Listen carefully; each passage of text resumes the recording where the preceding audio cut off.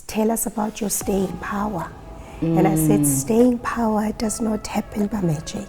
How do you then, get those young people to be proud about, their country when most of them are struggling to make ends meet? There's no me, there's no energy, there's no purpose, there's no point.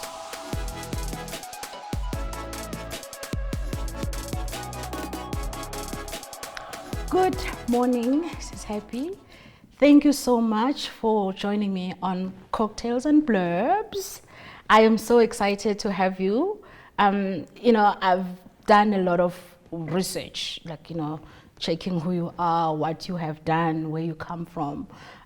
So that's why I'm not going to introduce you. Okay. I want you to tell, our viewers who you are, what do you do, where do you come from, the story. But before we get there, I want you to tell me what's your favorite cocktail and why. Right, so my favorite cocktail is apple martini. So I'm going to pretend I'm drinking apple martini. Nice. And the reason why is that it used to have a very calming effect on me every time I drank it at my restaurant. I owned a Primi Piatti restaurant, and just before what we called the mess, organized mess. This is before customers come in, and it's peak hour and the restaurant is a buzz, whether before lunch or before dinner. I needed to have some sort of a calming effect because I would walk the floor. So I was a very involved owner of a restaurant. From washing dishes to cooking. Oh, wow. To taking care of customers. Yes. So before the crazy period, I would sit and sip a apple martini, but I also had my own creation of the apple martini. I would put in some bitters into the drink because the taste of bitters in any cocktail is amazing. Oh wow! No, that's amazing. I'm actually that's exciting that you are an entrepreneur as well. I am strong on developing South Africa's or Africa's next generation of innovators and entrepreneurs. Tell me about your childhood. How did you get to be S2Ep2 Ngidi, who's now the marketing director of our very, very amazing country, South Africa? Okay, so any conversation I have, when I kick off, I invite the spirit of my late parents, my mom and my dad, because before I'm Happy Ngidi, I am Happy Makhumalo. Ngingumntungwa, ngingummbulazi, ngingumzilikazi kaMashobane, thina esadla abantu sabayenga ngendaba. So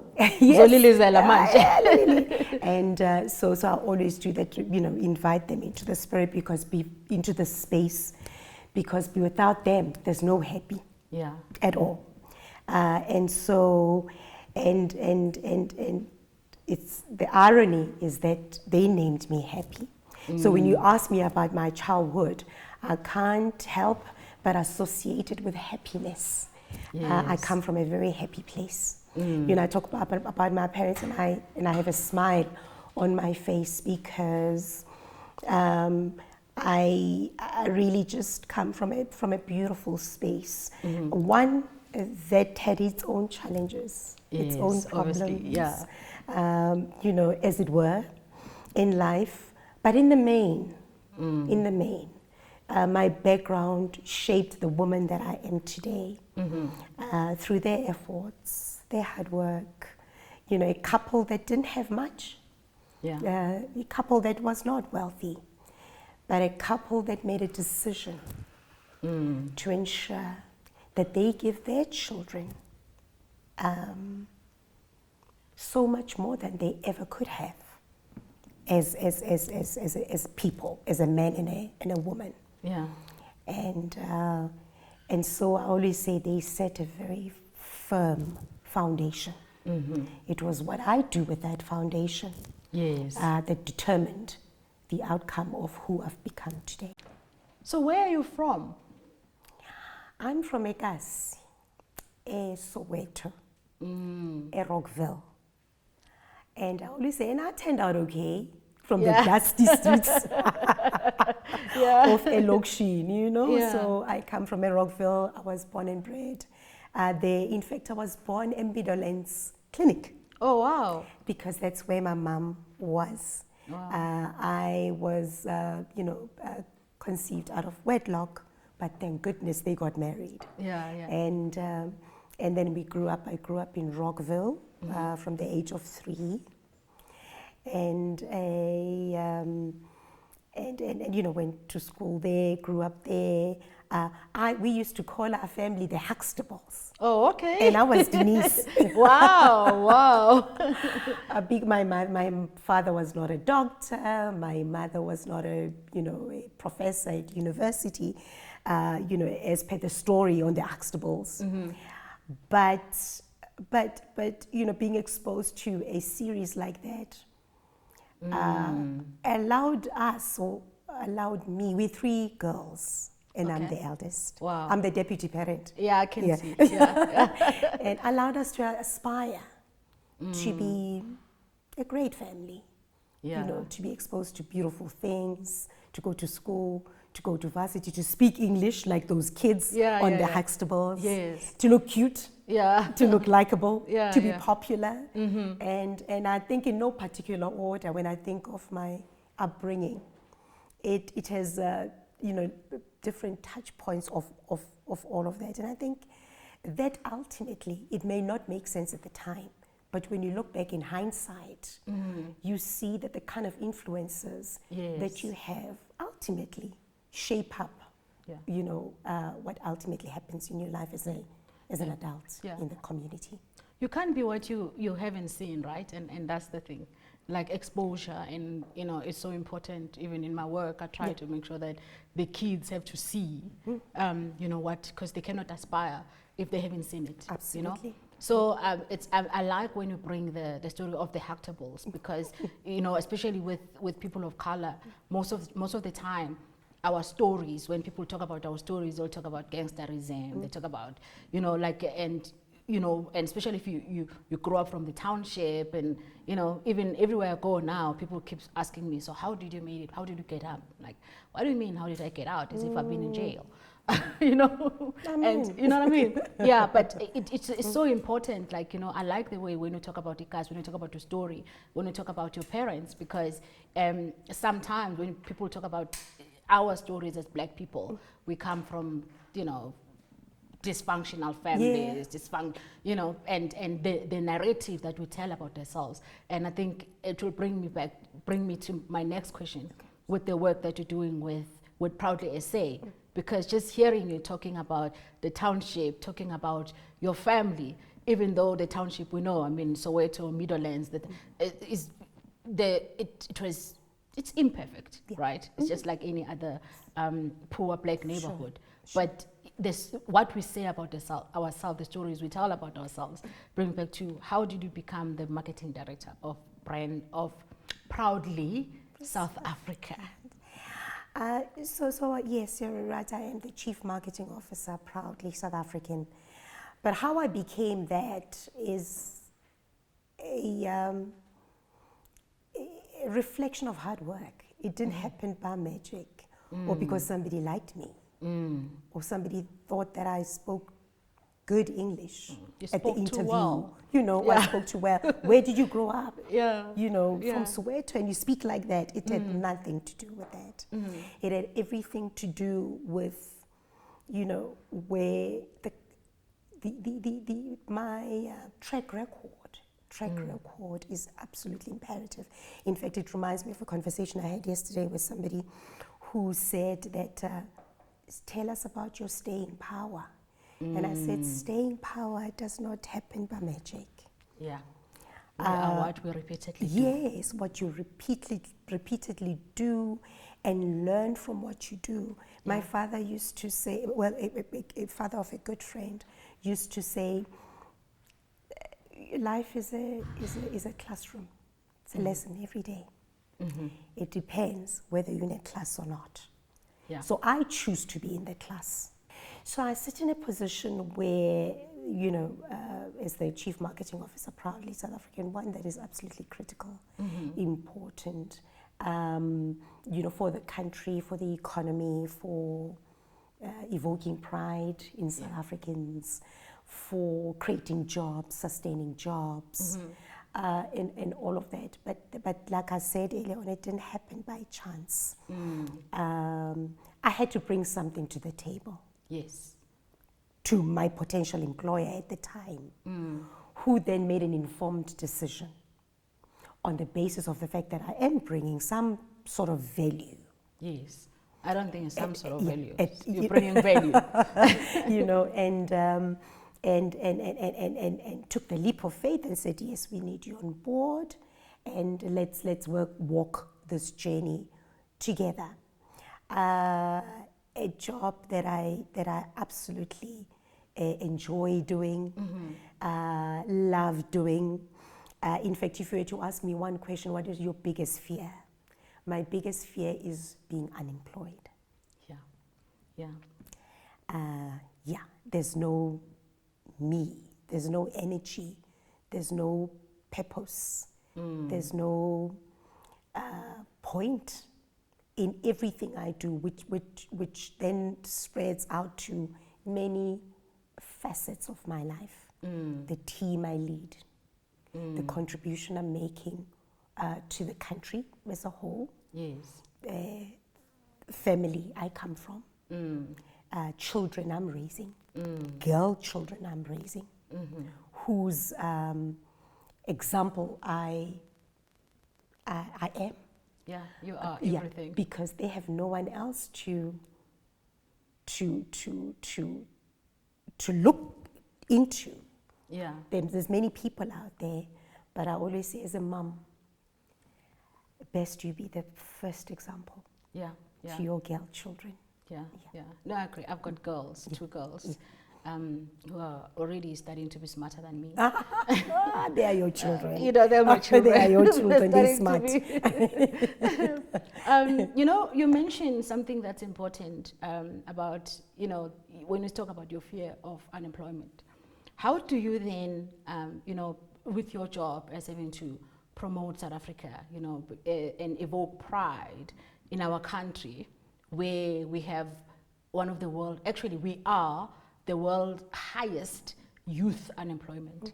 How do you then, get those young people to be proud about, their country when most of them are struggling to make ends meet and struggling, not even knowing if, the future, right? So how do you evoke that kind of pride? Because, with everything that you've said, you've talked about the personal responsibility that got you to where you are, right? And also the upbringing, when you talk about the stability of the family where you come from, which is very important. But we have to be realistic that for many young people in the country, they don't have that. I'm one of those, but I was lucky. I was raised by my grandfather. Even though my parents were gone, I had him, and he invoked everything I needed around how I see myself. I was talking to somebody yesterday who was asking me, because I've been unwell, and he was like, how are you always so happy? I was like, one, the first thing is, happy, obviously, that's what it is. Yes. But the first thing is, one, worship, right? That's what brings me, because then it takes away the focus on myself, and then focusing on God. And secondly, I went back when I actually said to him, is that my grandfather, as poor as we were, used to tell us one thing: before upuma, vuka, geza. If ukhona ukuziphafa, phafa. If noma ungadlanga, faki i-stap emlomeni, or fish oil, nayikhona, whatever, or lamafutha lawa khatsayo. Whatever it is, but you don't wear your poverty. You don't wear your struggle on your face. And if you feel like that, you go out there and say, I don't care what is happening around me. I'm still going to portray the person I want to be. Yes. But then if you don't have that, how do you then, from your work, get those young people to be proud about our country? Because as much as we have a lot of the chance, we've got so many good that we have as a country. Yeah. So I operate on the back of 3 principles to address exactly that. When you say, how do you then, in the midst of against all odds, in the midst of trouble or whatever, how do you then motivate? Or be proud of a country that you feel that is you failing feel you. exactly. Three things. The one thing is hope. Yeah. And it takes me back. I'm a believer. I'm a God-fearing woman. I pray. I believe. I don't just exist or by magic. There must be a bigger power. Yeah. Bigger than us. Bigger than a human being's understanding. And so I pray, I meditate. I know there's a God out there. And so hope is hoping for things that the evidence of things that are not there, as per the Bible. Yeah. So I communicate hope a lot, that you can't just live with no hope. You've got to hope that tomorrow will be better. You can't not hope. Yeah.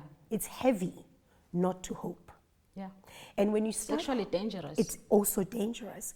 And when you start hoping, your hope does manifest into reality. It might not be later tonight. It might not be tomorrow morning. But ultimately, it will, culminate into an outcome Yeah. of some sort. Yeah. The other thing is empathy. I have an empathy corner at my office for the team because I believe it is absolutely critical for young people to understand the principle of empathy. While they're exercising hope, they need to empathize and be able to put themselves in somebody else's shoe with the understanding that somebody else will put themselves in their shoe. Yes. And so if a young person is unemployed and somebody empathizes and puts themselves in their shoe, the likelihood is that they look out for them. Yeah. Should there be a They'll job do something, opportunity, yeah. they let them know about it. Should there be, so it's the ripple effect could be quite wholesome, for one's spirit and for all of those who are involved. And the third principle that I, swear by and live on the back of is kindness. And I think the day that I understood that everybody that you come across is going through something that you know nothing about.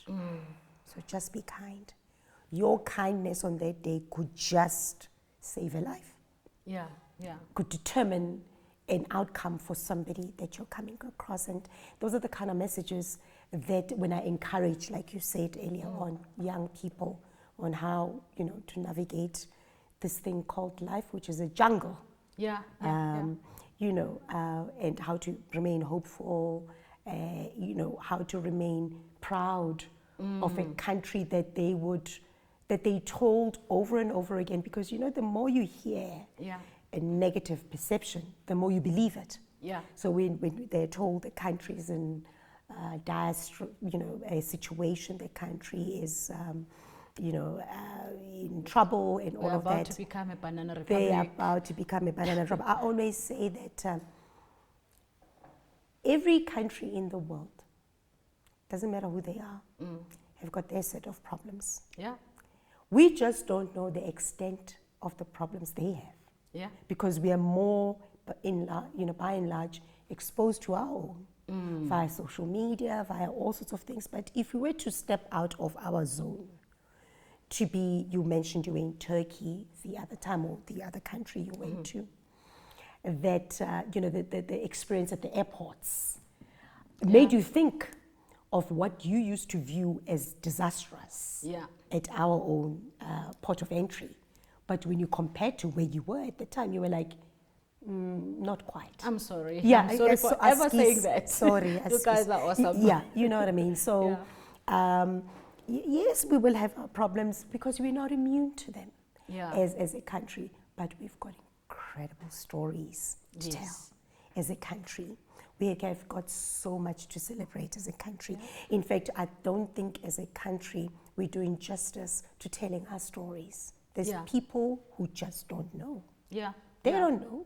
They don't know what we produce as a country, for example. Yeah. We see German cars on the freeway.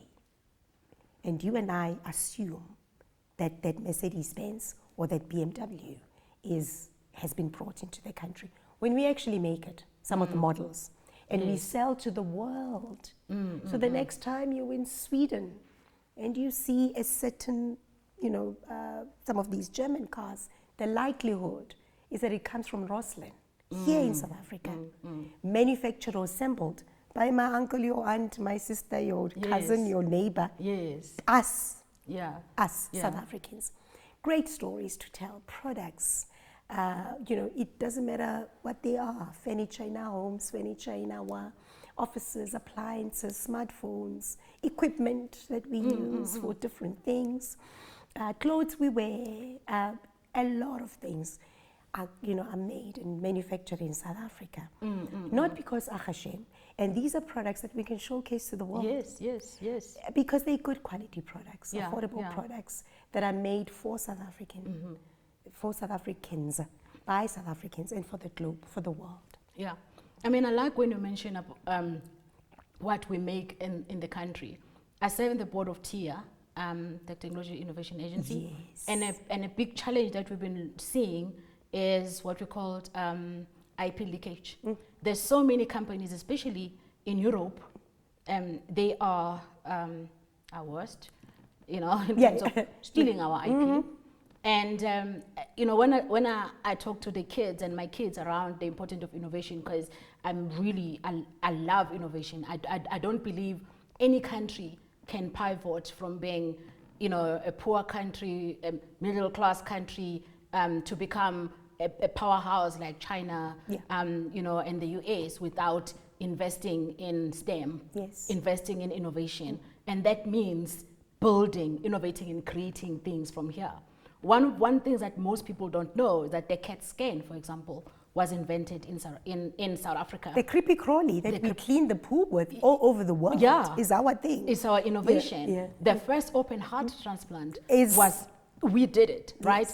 And during the COVID, we've seen like how powerful our scientists are in terms of detecting the strains and all of those things. We've seen, that we have the capability, we have the intelligence, but we are not that good at telling our story. And that also makes your job so important around how do we make sure that those stories are get told. I mean, when we talk about kindness and empathy, I always say like the first thing that you need to do is you need to be kind to yourself first.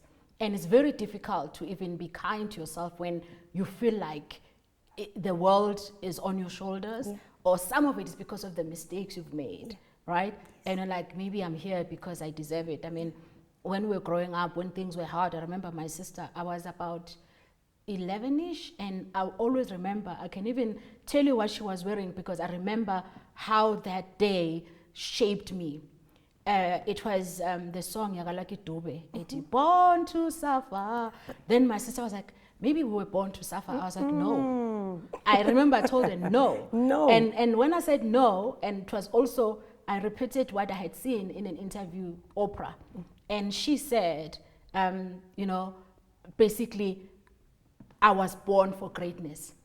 And irrespective of where you are, if you look at her story, there was nothing in her story that says this was going to be, And I think that's part of who we are, that when you grow up, nobody, probably when you were a young girl, you didn't look at yourself and thought, one day I'll be leading this organization, right? And also because we are what we see, there was nobody in your family who was where you are right now. Because most of us, we are the first. Living in a house like this and these are things, we are basically, as South Africans, we always tell that we are our parents' biggest dreams, right? Yeah. We're living their dream. And telling those stories, even when it's difficult. Now we're going through elections. I don't watch TV at all because I don't watch the news. I don't want to listen to the news. I even tell, like with my husband, tell him I don't want to hear anything.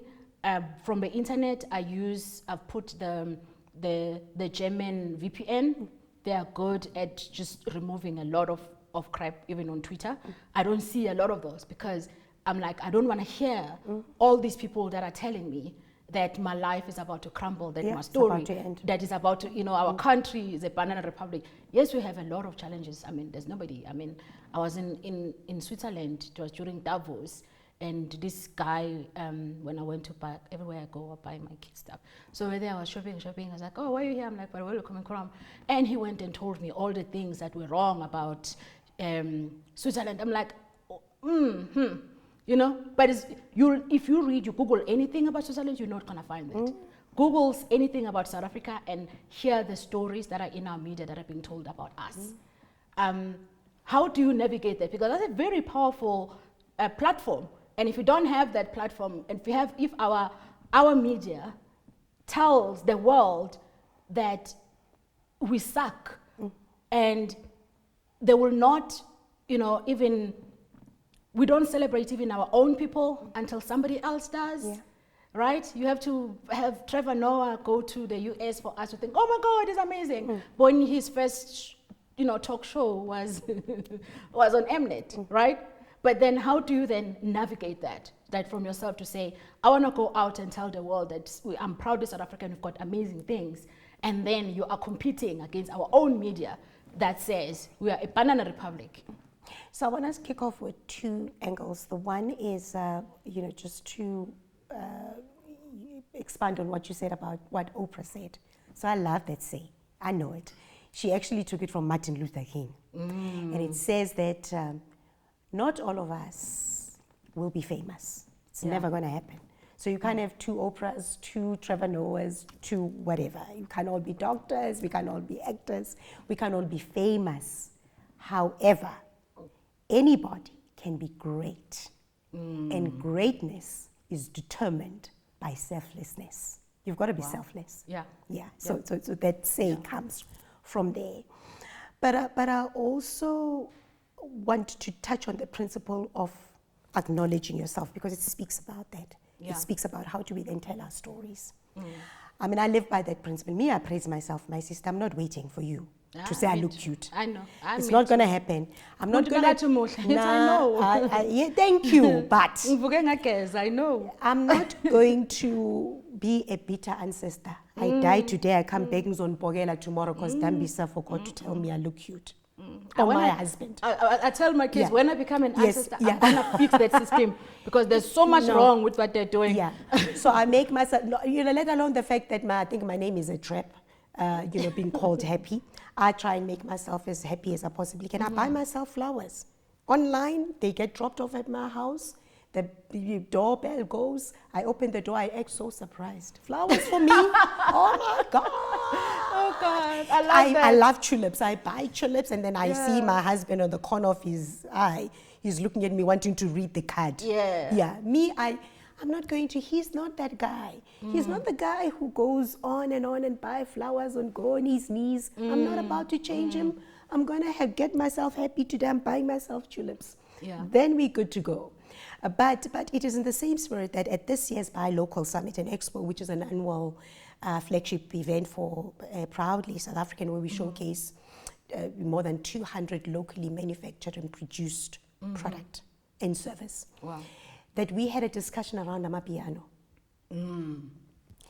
Because we were driven by the fact that, we underplay who we are. The whole world.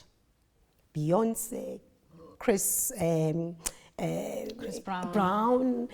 I mean, they're incorporating this whole dance into their, into their space, into who they are. Into their choreography, But it comes from somewhere. And somewhere is South Africa. And I think we underplay it. We just go with the flow, and then they dance this thing, and then we are also in the mix. And it is in the same spirit that these guys steal our clothes and our IPs, and they go replicate it, and then sell it back to us. And we get so excited. And we get so excited, and then we pay twice the amount or triple the amount. And at the discussion of Amapiano, we were talking about the power of owning it. Own it. Own it as South Africans. This is a story that sets us apart in the whole world.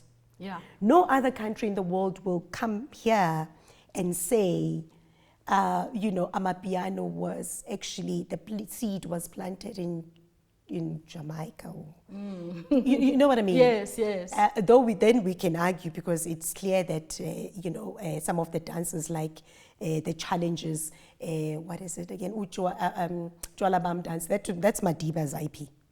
Look at his videos. Yeah, that move is his. It's Madiba's. But it's still South African, right? Yes. And that discussion around Amapiano had beautiful touch points to it. Youth. We found some of the creators of Amapiano. We found some of the youth who are, behind the scenes. I mean, there's a young girl, Ubuntle, who dances up a storm, but has opened a business informed by the genre. Yes. Jobs. She's employing somebody. She's running a dance school. So what we see on television, we're not just dancing and singing as South Africans. Yes. That's who we are. That's our character. That's our space. That's what we need to own. And it was in that spirit where we're saying, let's talk about the Amapiano genre and talk about what sets us apart from the entire globe and world. That we mustn't be shy. There's so many things that can make us proud every day. So many. Small stories and big stories. Right here at home within our confined space. But if you also look broadly to our environment and where we come from, 30 years of democracy. Yes. Listen. Yeah. We need to sit on a couch, sip a cocktail. Yeah. And look at the 30 years and start thinking about how we envisage the next 30 years going forward. Yeah, no, I love that. I mean, I think what we're talking about, and you can't also be proud of your country or be proud of who you are when you also don't believe in yourself. The power of self-belief is so important because it is what helps you to be self-sustaining, right? And that's what gives you pride when you're able to take care of yourself. And I like you buying your own flowers. I buy my own gifts. It's like I always tell, like, if I want something nice, I'm not gonna wait for anybody to buy it for me. I'm just gonna buy it for myself. So anything that is nice, just know I bought it myself. If you get a second one, that's a bonus. That's great. It's nice, right? So you have to learn that importance of learning. So my actually second last question, because the last question is about your favorite cocktail. So my the question that I would like to ask you is, how do you see as a future of the country, like for young people?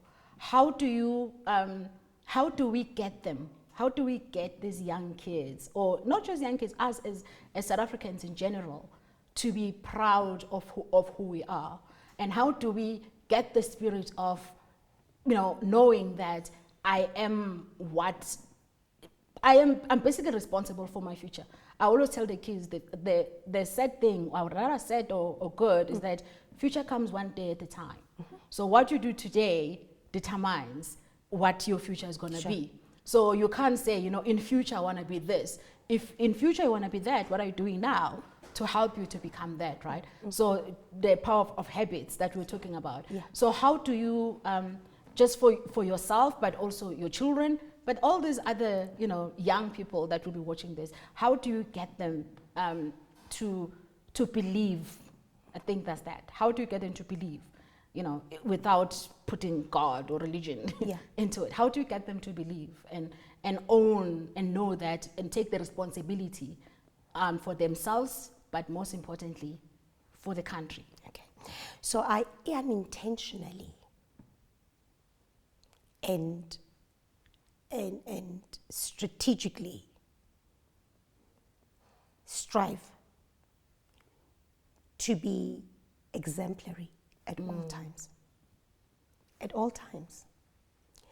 As imperfect as I am, but in the main.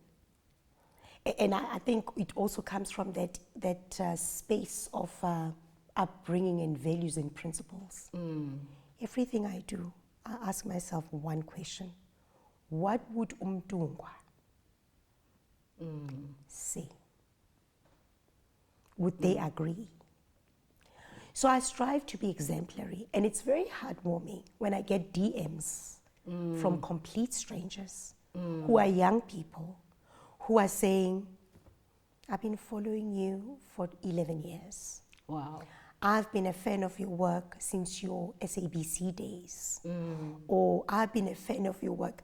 You see, I didn't wake up that day with an intention that I'm going to try and influence somebody positively. Yes. I just do. You just leave. I just do. And in the midst of just doing the right thing, many a time, I plant a seed and I make a difference wherever I can without being unintentional about it. And I think that's important, that when we are in spaces where we are, we have got to commit, even if it's silently, to impart knowledge and to be exemplary for young people. Because I have a very controversial line, which I'm very happy to defend at any given time. I do not think that we have enough mentors and enough role models in the true sense of what role model means. We do have a lot of people, women and men, who are incredible. Yeah. But because they don't have the necessary following on Instagram, and because they don't post their pictures from Dubai on holiday, they're not attractive enough to our children. Yes.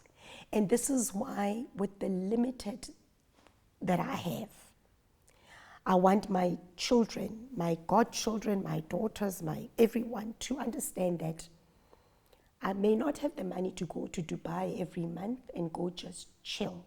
But when I do have it, I do it and take them with. But it's okay. You can still be exemplary and to be inspirational and motivational within the constraints of your life. Yeah. Without trying to be somebody else, because I think the tragedy is our children thinking that what they see online is what life is all about. Yeah. And also, and knowing that what they see is not even a true reflection of who they are, you know, of what those people's lives are. Yes. So my last question for you is, what's your favorite, not your favorite, if you were to create a cocktail that represent who S2Ep2 is, what would be in it, and what ingredients will be in it, and also what would you call it? Okay.